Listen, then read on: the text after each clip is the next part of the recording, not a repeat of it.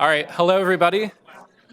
Hi, my name is Sam Pittman, and I'm currently serving as the Vice President of External Programming for Student Alumni Board.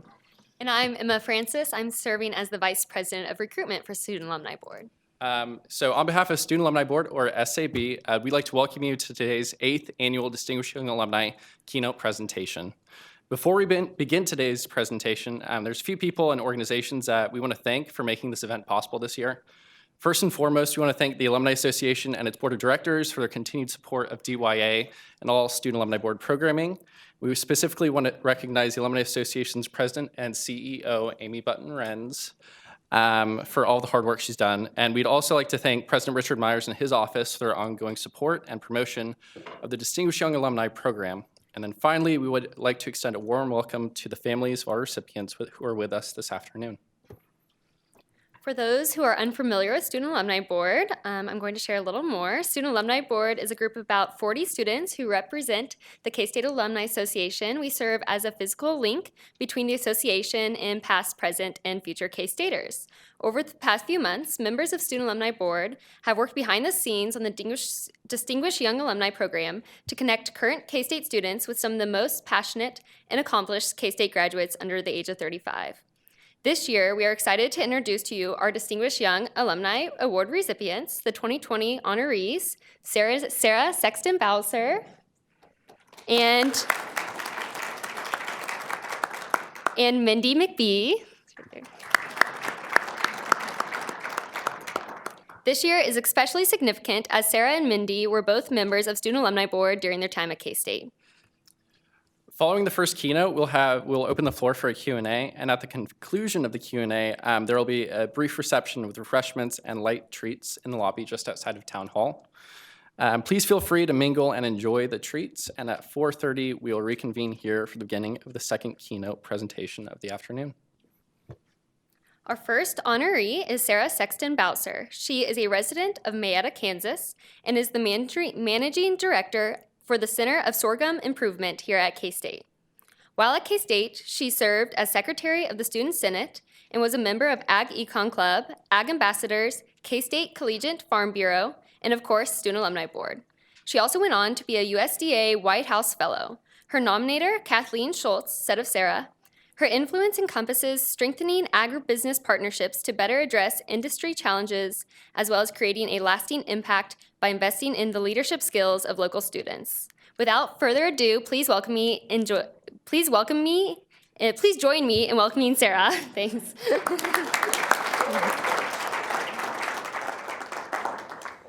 Thank you to Emma and Sam for the warm introduction, as well as thank you to the Student Alumni Board for establishing this program. Certainly the experience has been stitched with intentionality. Colin, I appreciate your leadership in making this happen. Amy, your vision for programs like this, specifically as we rarely take a moment as we think about career experiences to stop and pause at the early career stage. And I think it's not only humbling for me as an individual, but also telling, and this program encompasses a chance to stop and think about that early career experience, not only from a recognition stance, but also from thinking about modeling what positive experiences are in those first early career moments. And let me tell you, positive experiences don't always present themselves as self-evident. Often the moments and the steps that add up to the cumulative outcome of positive and impactful early career moments aren't evident in each given moment. And so just as you've taken to establishing behaviors and habits as a college student to have an outcome and alignment for success in your collegiate experience, I want to encourage you through the narrative of my experiences to stop and think about what are the behaviors and habits that will help support you when you go to your early career experiences. And those, as we walk through some of my career experiences, what we're going to talk about is choosing purpose over proving, coming to the table with rigor and relevance, and finally finding a purpose that compels you and is equally impactful. And so to start off this story, I want to share with you what happened to me on my first week in the job. And you know, folks, this is distinguished young alum, which means that all of my experiences have certainly been distinguished. So get out your notebooks right now, write this down. Step 1 to having a great career is on the first week of your job, Monday of this week, as I start at CanEquip, an ag equipment dealership headquartered out of Wamego, Kansas. I started in a capacity that was coming along as a first entry when they wanted to develop organizational as well as human resource structures to gain momentum as well as recruit and retain talent in their workforce. I started in that capacity, and on a Monday, the Monday experience was, here's your passcodes for your computer, here's the passcodes for the building, here's the phone numbers, here's the people. And I was ready to get in. And so on that first week, I started to travel to their locations across the state. And inevitably, as you have an opportunity to travel and experience, that entails a few late hours. So Friday of that week, I drive in. I'm dedicated, folks. I am proving myself as potential for credentialed early career. So Friday, I drive in 11 p.m. Nonetheless, first week, no one's gonna outwork me. Drive in, pull up, unlock the building, passcode 214. Beep, beep, beep, beep, 216. Beep, beep, beep, beep, 312. Beep, beep, flashing alarms. This is 11 p.m. And do you know who is purposeful in their job? The police force of Wamego, Kansas. They were there in less than 5 minutes as I'm racing through the building. All the sirens, flashing lights. Do you know what sirens and flashing lights does to your heartbeat? It makes your heart just race out of your shirt. I'm trying to call the general manager, my boss, at 11 p.m. on a Friday. That's the phone call you should be making in your first week. Write this down. Steps to early career success, folks. So the net result is I'm in the middle of CanEquip. It's dark. All the flashing lights. I'm trying to look for a phone number, and the police force walks in. Hold up your hand. So I end up like this. My first week on the job. Quickly, Craig comes, remedies the situation. I learn the passcode from then on. And you would think that would yield a really bad first outcome and a really bad first impression. But let me tell you something. If you find yourself in a community of individuals that are purpose-driven, as opposed to being proving-driven, proving their worth, proving their status, proving their elitism, proving their rank and file, if you find, on the other hand, a group that is purposeful, they're driven, they're clear, and they care about supporting others in their mission and vision to yield a better community and to collectively contribute to the shared mission, it's okay to be human from time to time. I quickly, in the following weeks, found myself engaged in a purpose-driven culture, a culture that built upon each other, a culture that leaned in when we needed extra hands on deck. And as I've left CanEquip and continued on in other career experiences, I continue to see them flourish and grow because of that purposeful culture that they have to deliver services to the farmers and customers that they have. Find yourself being purposeful. Find yourself in cultures of purpose.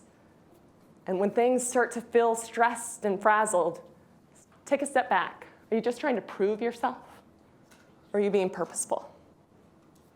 That's my first ask of you.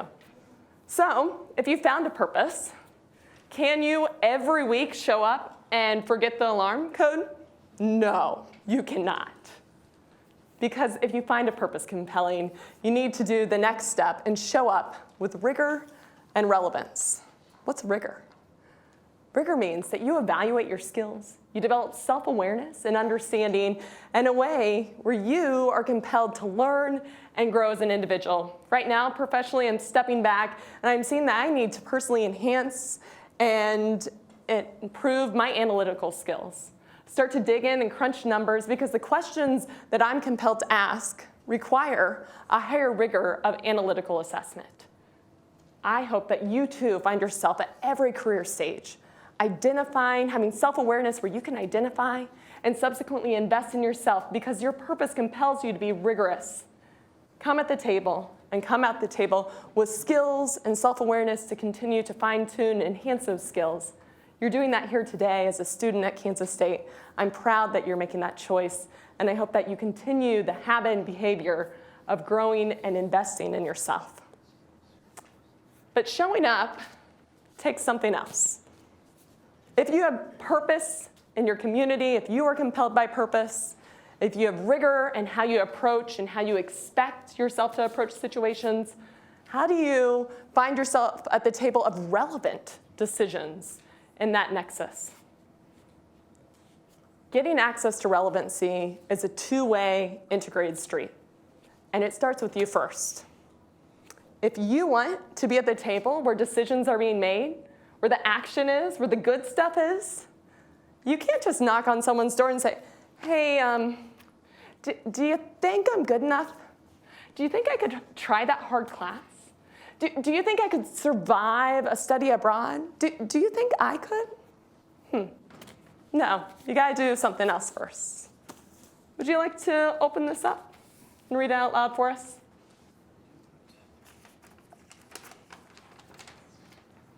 I, Max, am invited to engage in a compelling purpose with rigor and relevance. Have you thought about what relevant table you want to sit at? And as you've thought about it with self-awareness of your skills and your aptitude, go ahead and do the first step. Invite yourself to the table. That's your prerogative. But I said, getting an invite to relevancy is an integrated system and complex. Once you've invited yourself, you then subsequently need to go out and find someone to champion inviting you.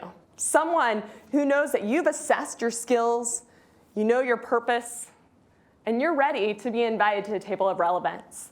Ask someone to mentor you. Ask someone to invite you on that project that really intrigues you, that compels you at your core. And then you start inviting others. Are you making yourself accessible to invite others to the table of rigor and relevancy? Have you found a student who maybe is a freshman and coming, who should join a club or an engagement activity that you have? Have you invited someone? Are you practicing inviting others to the table of rigor and relevancy? So if you're able to first start practicing living with purpose over proof, coming and inviting yourself to rigor and relevancy, if you got all that, you need one more thing. You need a purpose that compels you. You need a purpose of impact. I want to tell you about my purpose. And it started at Kansas State University. This is a land grant. Do you know the weight of a land grant? Land grants were established to serve the land and the people of the state. I can't think of a more compelling purpose than that. Let me tell you about the land and the people I care about. When I think about the state of Kansas, I think a land that is rich with natural resources that impart awe and wonder, as well as challenge us to be stewards and bring solutions to critical challenges. Natural resources like the Ogallala Aquifer or the Flint Hills Tallgrass Prairie, right where we are today. I know farmers and people and the communities of the state of Kansas. As I travel and work, I work with individuals who are starting small startup companies with grain sorghum in Scott City, Kansas, thinking of new and novel innovations on how they use it. I know in farmers in far southwest Kansas who came back from being a computer programmer in the aviation industry and now are customizing precision agriculture technologies on their farm so they can best be stewards and managers of their operations. I know individuals who are fighting for the future of natural resources, serving on water boards, serving and volunteering their farms and resources to be models of innovation and innovation farms and demonstration farms. I know of individuals who manage elevators. I know of individuals who serve on county boards, county commissioners, extension agents, the fabric of the people. And it takes real solutions to support these individuals, real outcomes from the land grant institution. We have a state where the water rainfall varies in far western Kansas from 10 inches all the way to 40 inches in eastern Kansas. You know the sign of a true Kansan when they stop and say, I like an environment where I get to experience all of the seasons. Meaning they like the really cold and the really hot, all of the seasons. We manage crops, we manage animal systems, we provide for the productivity of the land under all of these varying conditions. When we think about the state of agriculture right now, we see farms that are under critical financial stress.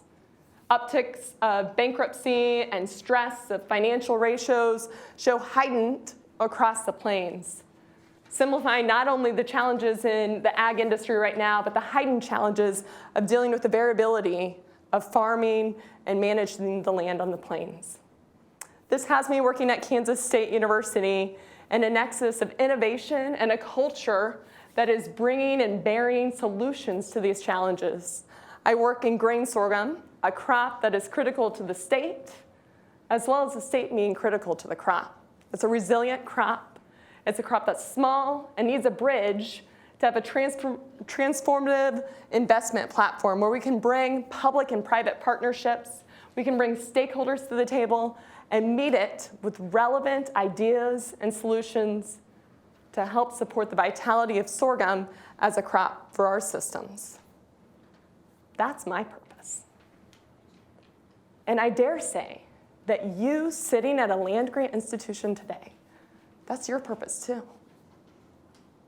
How will you contribute to the land and the people? What's your opportunity? As you think about your classes, as you think about the challenges that will be faced by societies throughout your entire professional life, where's your calling? And as you find your calling, are you going to show up and meet it with purpose? Bring rigor and relevance to your contributions?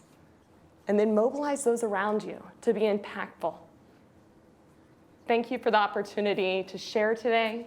I appreciate this experience, and I'm grateful to be recognized in this program. Thank you.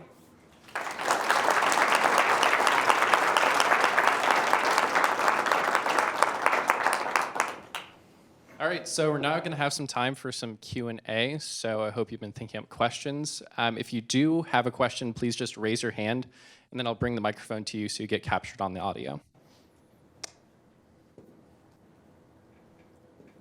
Yes.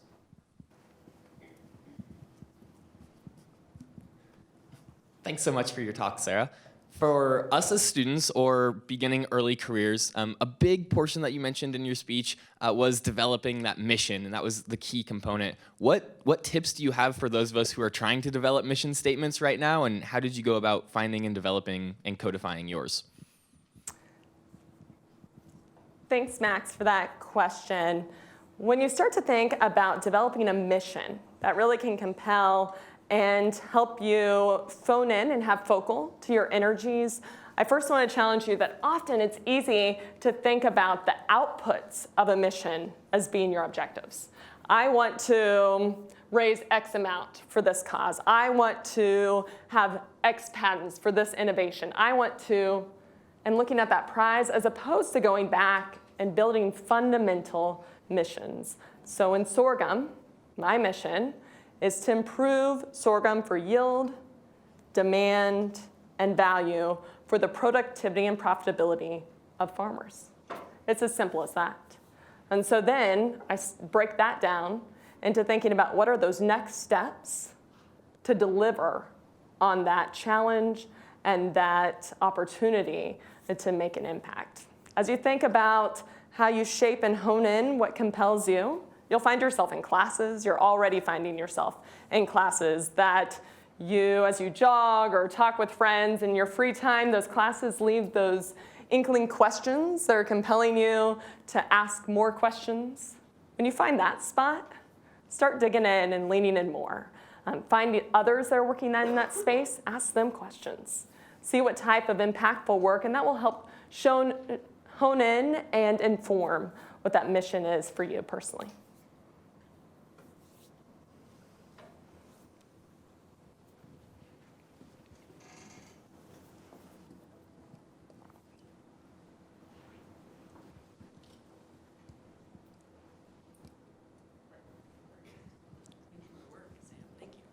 Hi, Sarah. Thanks again for being here.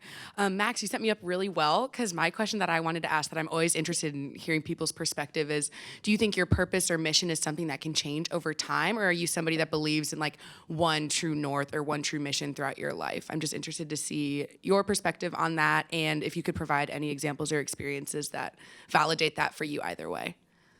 Absolutely. Thanks, Olivia. So when I was in second grade, I wanted to be the first female president, but Elizabeth Dole was the one to run, and so she was kind of stealing my thunder, throwing some shade on it. Right? We're humans, we're adaptive. You may not know, the community that you'll work in may not know the questions of relevance for your career yet. So there's some fundamentals. Right? There's fundamental expectations that you have of yourself. Maybe it's a work or something that compels you. There's also fundamentals of creating habits that align you for when those purposes show up. And then there's a point of creating milestones. So you want to graduate from Kansas State with a degree. That means you don't just start taking every class and eventually it snowballs in. You're intentional with your class selection. And if you want to reconsider or reroute, you do that with intentionality.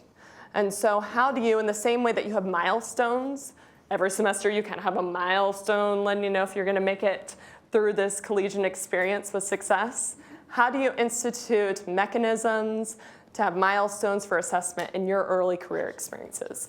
And that's a critical point because you don't want to wait for your only self-check to be that grandiose moment, because that's really that's not what life is. Life isn't a series of grandiose moments. It's everyday intentionality.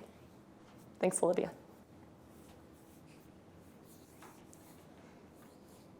See if we can get at least one more. I heard Catalyst students get extra credit if they ask one.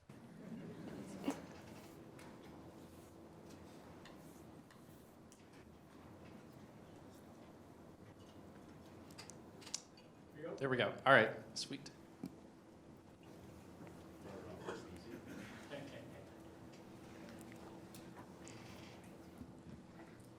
Looking back, you're going to be a student again. What's that one thing you wish you would have done while you were here? And on the other side, what's the most important thing you did here to prepare you for your career? Well, this is not, as you taught me, and so many others, to prioritize the classroom first. That's often not what I did as a student. I prioritized the leadership and engagement, the involvement, the touch points, and those are things I wouldn't take back for anything. The integrated networks, the relationships, and not just the relationships, but really how those relationships fostered the shaping of me as an individual were very impactful. But what I would do and go back is I would have taken a few more rigorous classes and been intentional, not with going through and getting the grade, but really leaning in and thinking about how I'm going to apply and learn and some fundamental skills.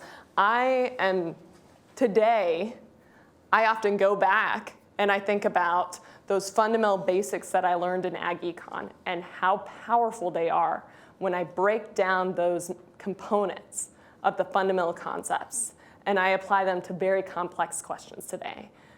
And the aptitude or your willingness to really sink in those fundamentals, those things, whether it's an algebra class. I had a recent experience where I got really deep into trigonometry, and I was wishing I would have done a little bit more intentional trigonometry back in the day. If you have questions of purpose, you're going to want to meet them with rigor.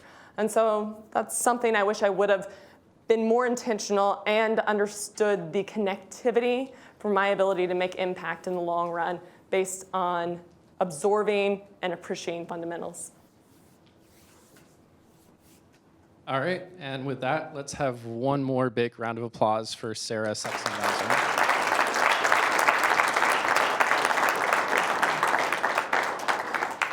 So we should be just about ready to go outside. So if you'd like, please join us. We have some treats from Radina's and then also some drinks as well.